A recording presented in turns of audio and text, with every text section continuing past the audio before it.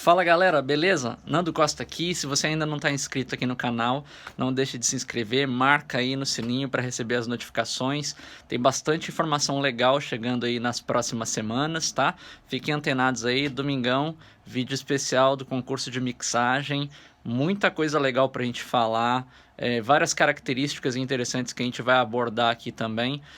De uma forma geral, de todas as mixagens, fazer análise e vou mostrar também as músicas vencedoras e tal, vai ser um lance bem legal. Eu resolvi fazer esse vídeo aqui, que é um outro tópico também que muita gente pergunta, principalmente nos cursos, assim, porque rola aquela frase típica que todo mundo já ouviu falar: a mixagem você nunca termina, você abandona ela, né?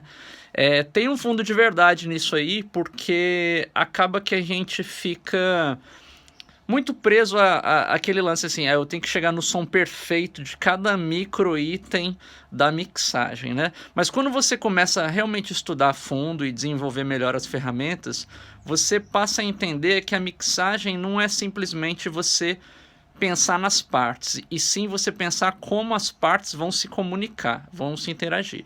Quando você começa a mudar o seu mindset para pensar dessa maneira, aí sim você começa a ter o seu trabalho de mixagem realizado de uma forma muito otimizada.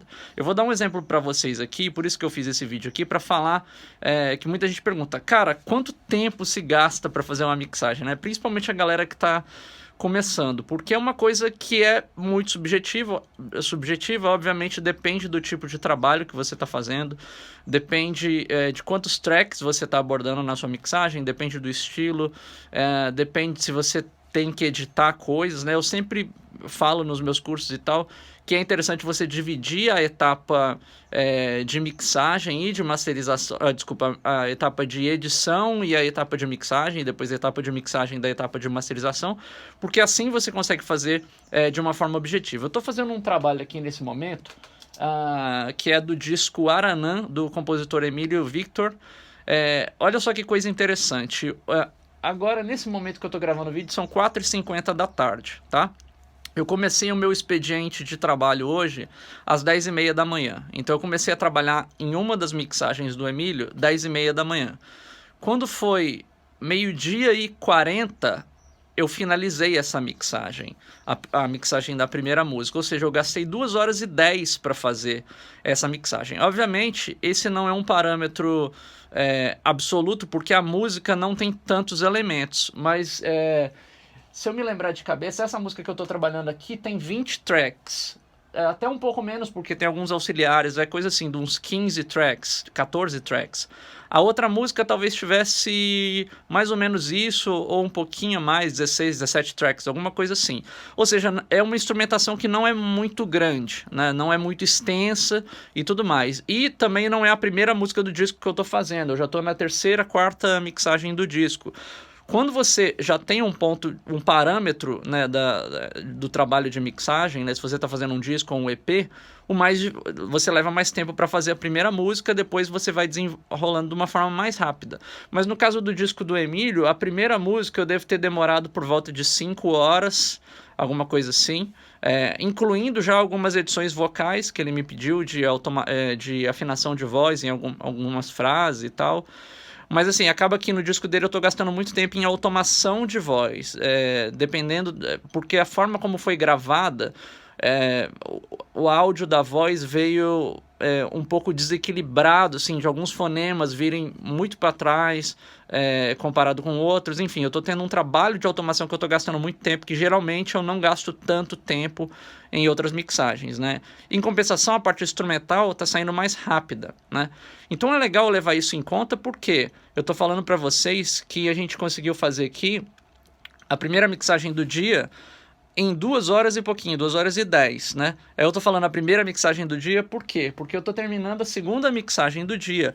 Então eu almocei, quando foi por volta de 2h30 eu voltei aqui pro meu estúdio e comecei a fazer a segunda música, a segunda mixagem do dia, né? Que para muitas pessoas é inconcebível você imaginar mixar 2 músicas em um dia. Sim, eu tô terminando aqui, ó, 4h50, eu só preciso fazer alguns ajustes de afinação na voz, é coisa que eu não vou gastar 20 minutos, talvez, né? Então, ó, a gente parando para olhar, novamente 2h30 de tempo de mixagem, tá? É uma mixagem super eficiente, super rápida. Obviamente, esse trabalho é reduzido o tempo, né? A gente tem o tempo otimizado porque eu já fiz 1, 2 mixagens, achei mais ou menos a cara do disco, aprovado já pelo cliente. A primeira mixagem do dia de hoje já foi aprovada pelo cliente.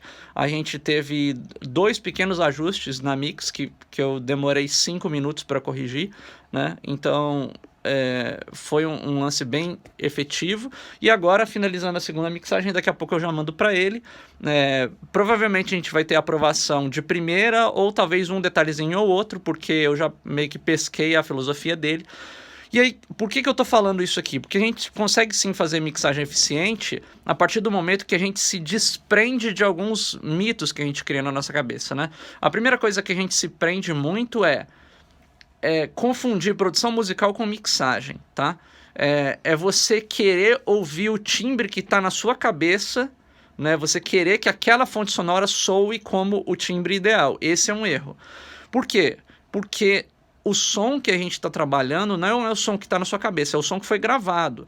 Então o seu objetivo na mixagem não é criar apenas o som imaginário que está na sua cabeça, tá? Você tem ideia, um parâmetro de qual que é o som imaginário que está na sua cabeça, qual que seria a estética ideal. Só que você não pode ignorar a fonte sonora, né? Então é importante que você admita a fonte sonora e assuma o seguinte: como que eu encaixo a fonte sonora da melhor maneira na mix? Por isso que muita gente perde muito tempo em mixagem, porque fica tentando achar o timbre ideal, às vezes com a fonte sonora que não te permite isso. Esse eu acho que é um dos maiores problemas. Eu tenho um aluno que fez o curso comigo lá em São Paulo agora, semana passada, que foi interessante que ele me mandou um áudio ontem falando assim: cara, eu tô impressionado, eu não sei nem se a minha mixagem tá certa, eu vou te mandar para você me dar um feedback, mas assim, eu costumava demorar 1 semana para fazer a mixagem e agora eu terminei essa mixagem em acho que foi 1 tarde que ele falou. E ele falou: cara, eu tô até meio inseguro porque eu não sei se tá certo. E aí eu vi a mixagem tava muito boa, entendeu? Eu dei até algumas dicasinhas, mas assim, ajuste simples, né? E isso é importante para dizer por quê? Porque isso é uma mudança de mindset, né? O que faz a gente trabalhar de forma efetiva não é simplesmente o fato de você dominar o compressor, dominar o equalizador, saber mexer no reverb. Isso é fundamental, né? Essa técnica você tem que ter, mas principalmente é uma mudança de mindset, é uma mudança de você entender que a mixagem é o encaixe das peças. A mixagem não é onde você vai criar tudo, né? Você não pode gravar de qualquer jeito e chegar e achar que na mixagem você vai pegar e criar os timbres melhores do mundo, que não funciona assim. A mixagem é para você organizar o que já tá legal. Se não tá legal, de repente você tem que voltar e gravar alguma coisa de novo, achar um outro sample, achar um outro loop, achar um outro instrumento virtual, de forma que esses instrumentos venham a dar conta da ideia da produção musical. E não pensar que a mixagem é o elemento que, né, é a parte do processo que vai mudar isso. É a mesma coisa de você gravar uma voz com um microfone dinâmico e querer encher de agudo na mixagem para tentar chegar naquele som silky que a gente fala, né? Um som super cristalino, que é o som do microfone condensador. Porque as características da fonte sonora são muito diferentes. Você dá agudo num dinâmico, não soa igual um condensador, né? Por isso que eu falo que existem muitos mitos aí no universo da produção musical.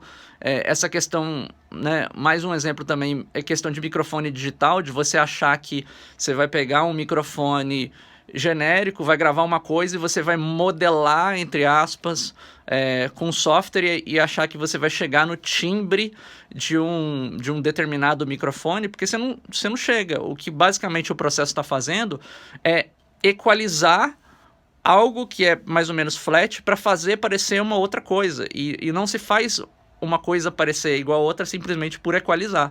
Senão, né, você não precisaria ter um microfone de $5.000. Bastaria ter um microfone de 200 com um software que processasse, né? Então, é basicamente isso. Você não precisaria ter um monitor de referência, por exemplo, de 10 mil dólares. Bastaria você ter uma caixa da KRK e equalizar a caixa da KRK para parecer o espectro da caixa de 10 mil dólares de monitoração. Então, a gente não pode muito confundir essas coisas. A fonte sonora é a fonte sonora e pronto. A gente consegue manipular a fonte sonora, mas por mais que a gente manipule, essa fonte sonora nunca vai parecer igual a uma outra coisa. Isso confunde muito a nossa cabeça na mixagem. Então, uma das dicas que eu vou deixar aqui para você ser mais eficiente e tal, e conseguir fazer suas mixagens mais rápidas, acho que a primeira coisa é assumir esse mindset, assumir o que são as fontes sonoras e simplesmente fazer as fontes sonoras soarem da melhor maneira naquele contexto. Você vai ver que você vai começar a agilizar muito o seu trabalho, tá? E tentar não ficar muito disperso com micro detalhes, tente matar o todo primeiro. Faça a música soar bem primeiro, antes de pensar no micro detalhe, do micro efeito, sei lá, da guitarra 2 que entra no refrão. Deixa aquilo pro final, entendeu? O mais importante é você achar o balanço do bumbo com baixo, achar o volume da voz dentro da mix. Será que a sua mix tem muito 500 Hz? Será que a sua mix tem muito 2K? Será que a sua mix está estridente ou sibilante? Então você matar as características gerais primeiro é o que faz você mixar rápido.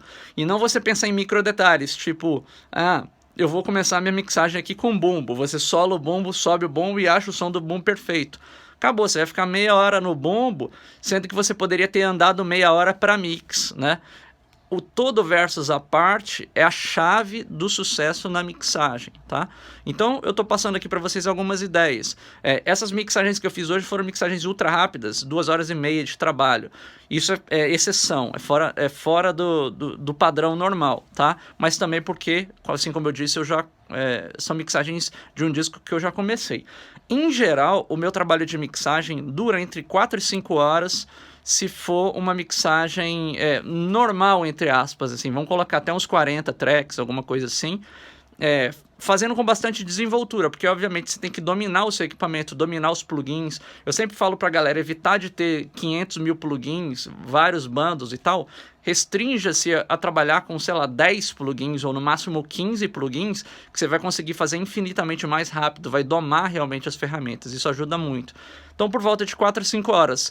Se eu tenho mixagens mais complexas, maiores, com muito mais elementos, que demandem um detalhismo maior, automação, aí a gente já leva essa quantidade de horas assim para 7, 8 horas, mas nunca mais do que isso. Raramente eu gasto mais do que 8 horas numa mixagem completa, fechada, para mandar para o cliente. Isso você adquire com experiência e trabalhando bastante. E é importante que você converse com o seu cliente ou com o artista antes de começar a mixagem para você não dar pernada, entre aspas, para você não ir para uma direção que você acha que é bom, mas não tem nada a ver com o que o cliente quer, porque a mixagem não é para você, é para o cliente. Então é importante que você faça esse diálogo, faça esse briefing, e isso vai te economizar muito tempo, tá? É importante também, se ele te manda uma música para você mixar, se ele tiver uma demo da música, um rascunho, um bounce, parta daquele bounce, parta da ideia do bounce, para você também não dar pernada e sair para um lado totalmente errado. As pessoas se apegam a bounces, as pessoas se apegam a versões demo, tá? Então você pode fazer a melhor mixagem do mundo, o cara vai falar, cara, mas a demo tava melhor. Às vezes o tava melhor é simplesmente o balanço, aí você vai ter que dançar, fazer um monte de coisa, vai gastar mais tempo. Então é importante, ouça bastante o resultado inicial que o cliente te mandou, isso aí ajuda demais também. Tá bom? Essas são algumas dicas aí pra gente conseguir um pouco mais de eficiência na mixagem. Espero que ajude aí no trabalho de vocês, tá bom? Não deixe de se inscrever, marca aí para receber as notificações. Fiquem ligados no canal, deixe o seu like, compartilhe esse vídeo. Valeu, um grande abraço, até a próxima.